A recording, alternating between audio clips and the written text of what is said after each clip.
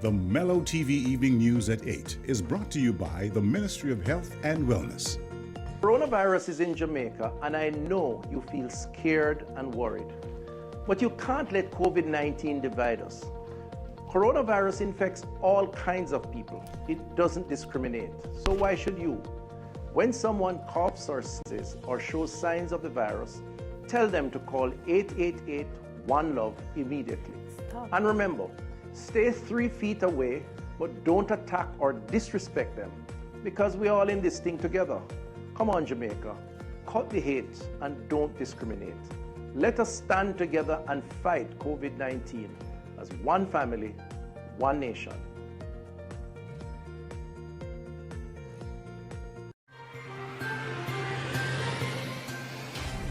Tonight, Minister of Health announces that more doctors will be employed in the coming weeks. Prime Minister Andrew HOLNESS says his primary focus is on rebuilding the economy amidst the COVID-19 pandemic.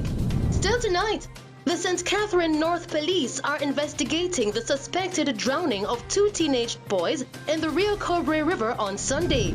And JPS says residential customers with smart meters will begin receiving text message alerts to help track their monthly consumption.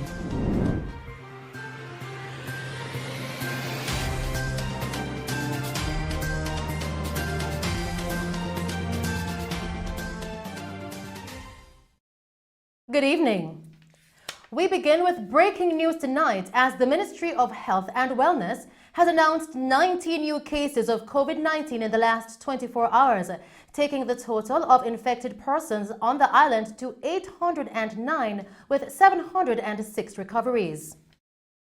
Still tonight, during a tour of sections of the Savannah Lamar Public General Hospital yesterday, Dr. Christopher Tufton announced that more doctors will be employed in the coming weeks. More on this story with Colleen May. Minister of Health and Wellness Dr. Christopher Tufton says in the coming weeks, the government will be announcing the employment of additional medical doctors in the sector. I will say that in the coming weeks, we are going to be in a position to announce taking on some additional medical officers, which would be from the pool of those who have not found a space as yet. And so we will be in a position to add additional doctors in the system and therefore help those who are there who are having challenges with the numbers, better rotation arrangements, and of course a more rested doctor when they actually come on duty. So the good news is that the Ministry of Finance has given us the go-ahead to develop the proposal in a more tangible way, and the doctors are available, and therefore it's just for us to finalize that arrangement and put things in place.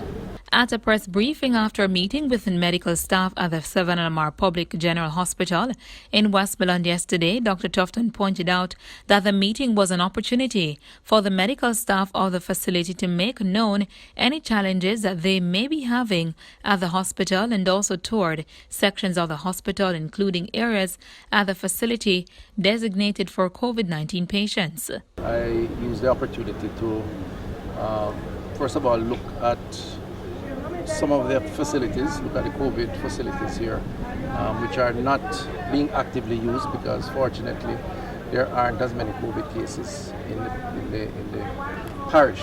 So that's good, that's a good thing. But they are prepared, they are ready, and if that were to be the case, then they'll be willing to house additional persons. In addition to that, and perhaps more importantly, I use the opportunity to meet with and have a discussion with a number of doctors and nurses. In the last number of weeks, we have had some discussions around burnout in the public space, plus the need for graduating medical officers to find posts within the public system. And we have been having dialogue with them. It's been a good discussion for the most part, but I wanted to use the opportunity also of just discussing with some of these doctors and nurses what were the shortages like or areas that had gaps. And I think it was a good conversation to have with a few of the doctors and nurses here at South. For his part, Senior Medical Officer at the hospital, Dr. Simon Vemu, thanked the minister for providing the staff with an opportunity to voice their challenges.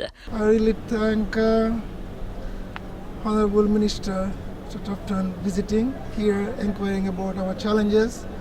I really appreciate his vision to employ more doctors, especially in emergency room, internal medicine and pediatrics.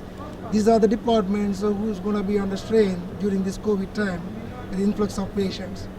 So I really appreciate his visit.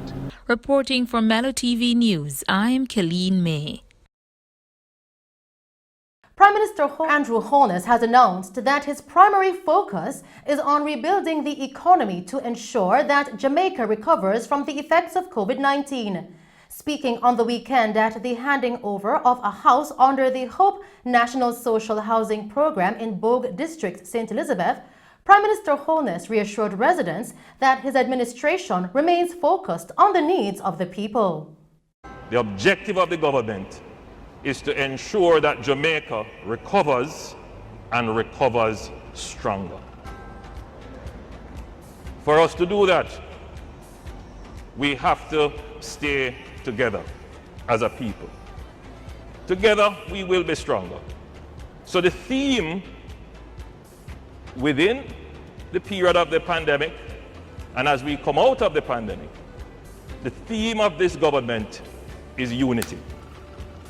We must endeavor as a political organization to keep all Jamaicans together. The Prime Minister stated that he will know when the time is right for the election. In news from St. Catherine, detectives assigned to the North Police Division in the parish are probing the circumstances surrounding the suspected drowning of 2 teenaged boys in the Rio Cobre River at Gordon Pen on Sunday.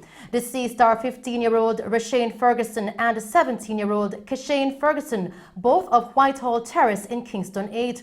Reports from the police coming into our news center are that at about 1:15 p.m., both teens went for a swim in the river when they allegedly got into difficulties and drowned. The police were alerted and their bodies were recovered from the water and taken to the morgue for post-mortem examinations. In a Mello TV update, the Trelawney police are reporting that they have charged another woman in connection with the murder of Tamara Geddes, the woman that was fatally shot by a lone gunman at her home in Reserve District in the parish last month.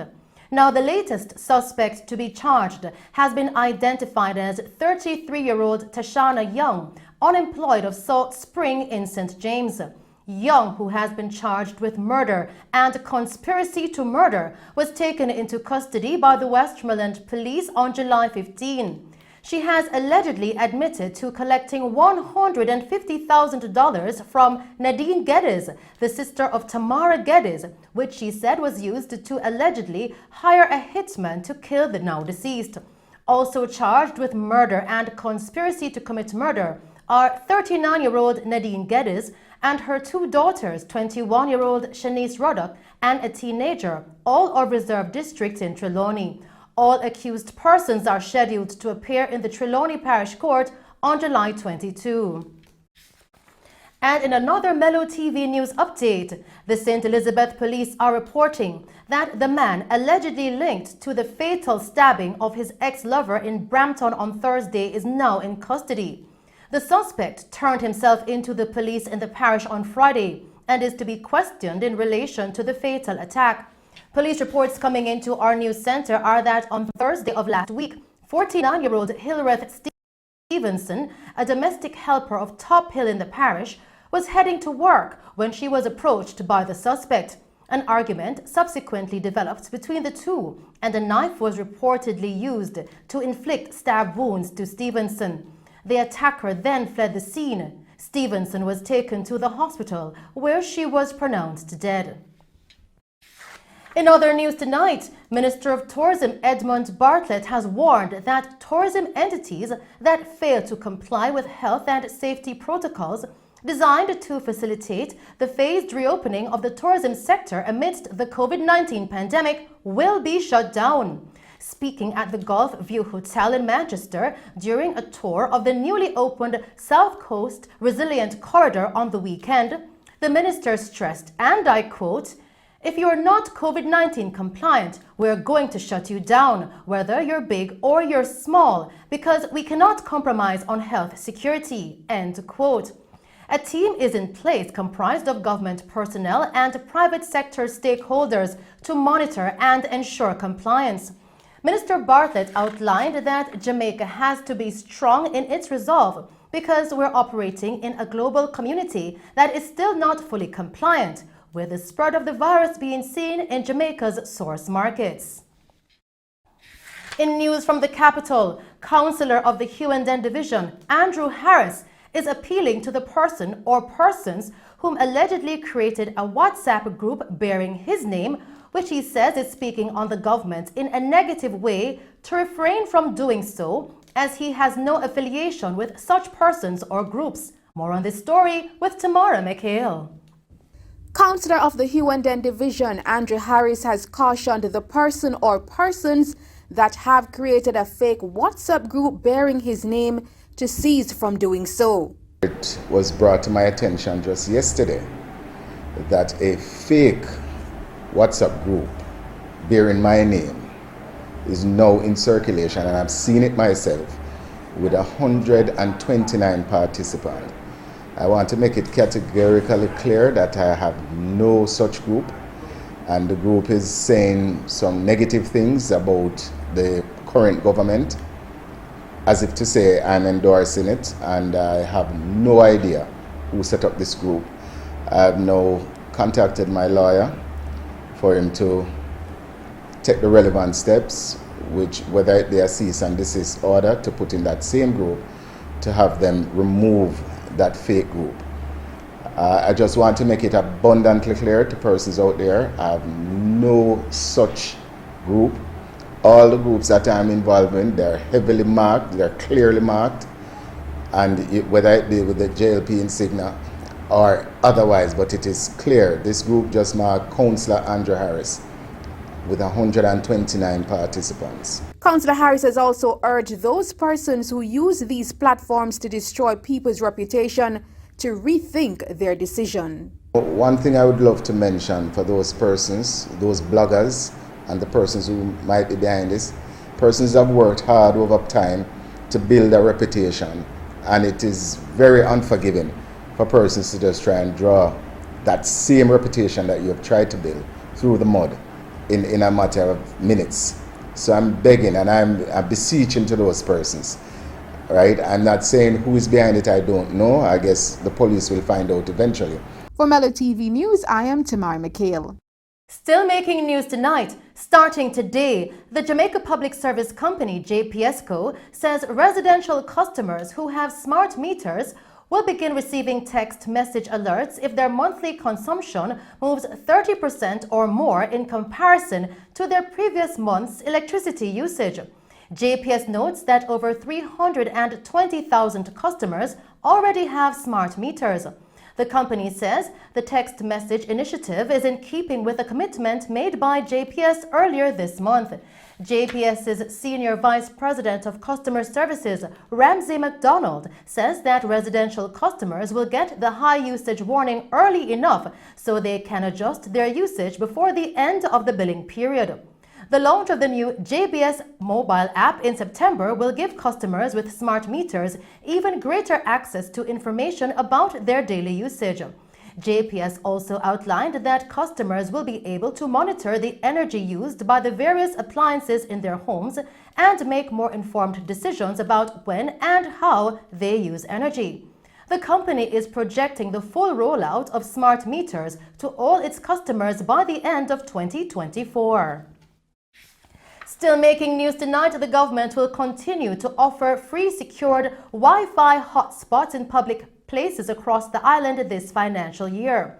Minister of Science, Energy and Technology, Favour Williams, made the announcement at the official ceremony for the distribution of 32 tablet computers to teachers at the Hope Valley Experimental School in St. Andrew recently.